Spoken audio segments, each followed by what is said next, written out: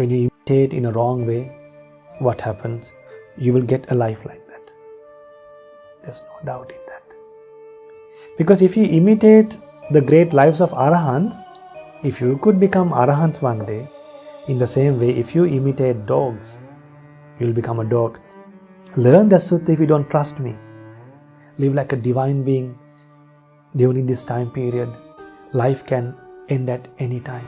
Now we hear about Halloween parties and all these things. They're just imitating.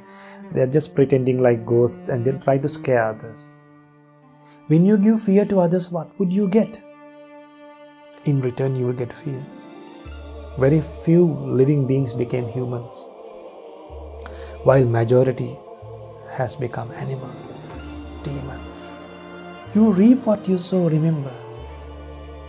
You reap what you sow. Nama Buddhaya, Theruvan Saranai. Dear children, dear devotees, are you interested in learning about stories of ghosts? Stories of ghosts? Well, stories of ghosts are exciting and also fearful. After you learn, after you watch haunting movies and scary movies, sometimes you find difficult to sleep even. Some children, when they get scared, when they watch, they are so eager to watch scary movies, but after they watch, they on lights and then they sleep. And then in the middle of the night, they scream, they yell, and sometimes they go to their parents' room and sleep. Not even children, even adults do the same thing when they get scared. They need someone to be with them to overcome their fear. Well, what's there to get scared for ghosts? Actually, who are these ghosts? Are they real, or is it just something that we have heard, or is it just a myth, or is it just limited for movies? No. Ghost stories are not limited for movies. Ghost stories were well taught with great wisdom, with great realization about ghosts. Our Blessed One, the Supreme Buddha, taught about ghosts very well. It's not just ghosts who are existing forever. It's not just ghosts become ghosts. It's not just ghosts appear as ghosts. It's not just ghosts are forever existing in this world.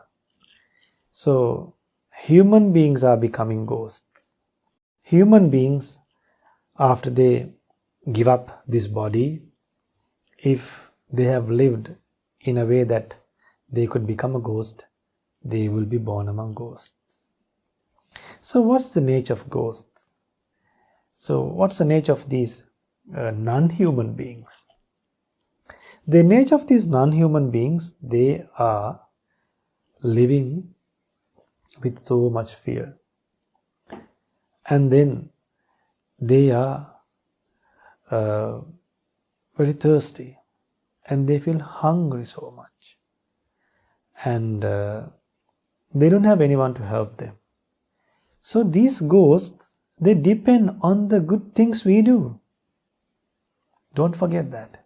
These ghosts, they don't have farming, no crops, they can't exchange things just like we do, no employment. So, from the stories of ghosts, from this wonderful book from Petavattu, from Kuddaka Nikaya, today I'm going to teach you the first part. The topic is like a field. You know what a field is? It can be a paddy field. Okay? So, Arahants are like fertile fields. Who? Arahants. Now we all know who Arahants are, right? who are Arahants. So Arahants are free from lust, anger and delusion, not like us. They are free from a defiled mind. Like their minds are not agitated like Arahants' minds are unshakable. You can't change their mood. Very simple. Arahants' lives, like now our mood, anyone can change, right? But Arahants, like you call it the mood, you can't change it because their mind is undefiled. Like it can't, their minds cannot be shaken by others. So that's a great life, right? So do you expect a life like that? Or you want to like suffer and feel sad and show your sadness to others? No. So Arahants are like fertile fields. They are free from lust, anger, and delusion. In the same time, they are fertile fields. What's the nature of a fertile field? The nature of a fertile field is when you put a seed, it will grow very well. It will give a good harvest. That field will provide a good harvest. We will have a lot of fruits, and the farmers will gain a lot of benefits out of it. So givers are like the farmers. Arahants are like fertile fields, and givers are like farmers. So, and what they offer is the seed. You know, what are we talking about? We talk about Arahants. Arahants are like a field, givers are like farmers. And when you give something to the great Arahants, like you offer food, right? You offer water, you offer shelter, offer robes, then you offer medicine. So that's like planting a seed in a field. So who plant the seed? It's a farmer. When they scatter the seeds in a fertile crop, in a fertile field, what happens? The plants will grow very well and will have great fruits. Do you understand this simile? Okay, great. Then the combination of these three will produce a fruit of merit. Not just mangoes and rice and grains. This combination, when lay devotees get together with monks, and when they go and offer something to the great Sangha, to great Arahants, the result is not mangoes or rice or bananas. The result is merit. Merit is something that cannot be stolen by others. Merit is something that will be with us like a friend. Right? Merit is something that will be like a shadow with you. That shadow will never leave you. So don't you like to accumulate something like a shadow? All the other things will not be like a shadow, right? So merit is something like a shadow. And the seed, the planting of the seed and the field are helpful to the givers and their departed relatives. So these ghosts, these departed relatives, that means the ones who die while we are alive. People die, right? Sometimes now during this pandemic, a lot of people died. Some children lost their parents, some parents lost their children, parents lost their parents, like small children lost their grandparents. So after they die, their birth can happen in any place. It could be among devas, it could be among brahmas, it could be among animals, it could be among ghosts, right? It could be among the beings who are born in the hell, right? There's a variation. We see various kinds of living beings. So when we do good things, when we offer something to the Sangha, the farmers, like the devotees who are like farmers, they are also benefited. And the people who have passed away, those ghosts or whoever it is, will be also benefited when you give something to the Sangha, to the great Arahants. Now we hear about Halloween parties and all these things. They're just imitating They're just pretending like ghosts and they try to scare others. What would the relatives of them who have passed away will think? Those ghosts, will they get anything by just having Halloween parties? When you imitate like ghosts, what happens? That will lead you to a bad karma. And in next life when you are born, when you imitate in a wrong way, what happens? You will get a life like that. There's no doubt in that. Trust me. I'll tell you, one day, have you heard of a disciple called Kujjuttara? Kujjuttara is a hunchback. And she was born in a very low caste family. She had to work as a slave, as a servant. You know why she was hunchback? One day she saw Pacceka Buddha and she imitated, and that Pacceka Buddha was hunchback. She imitated that Pacceka Buddha, took a walking stick and showed how that Pacceka Buddha walked. And then she was hunchback for 500 lives.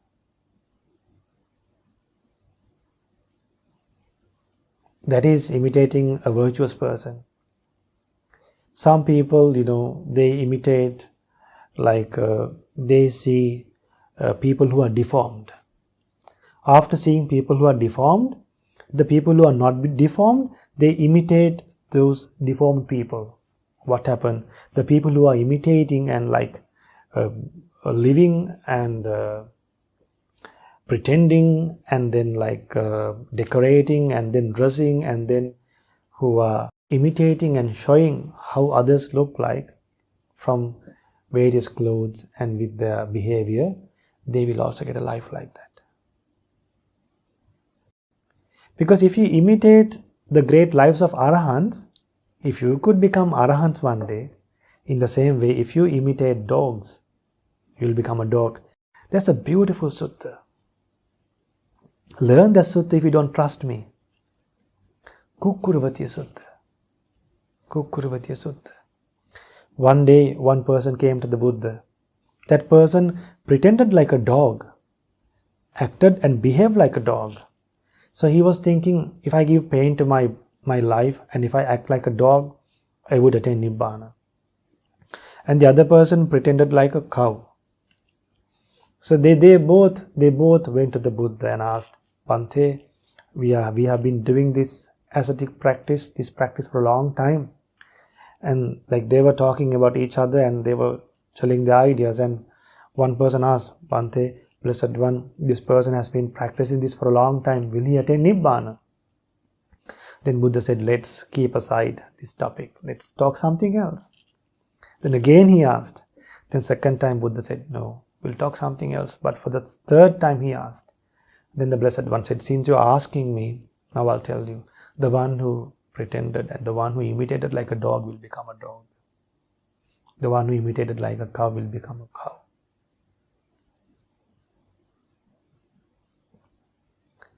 This life is so precious.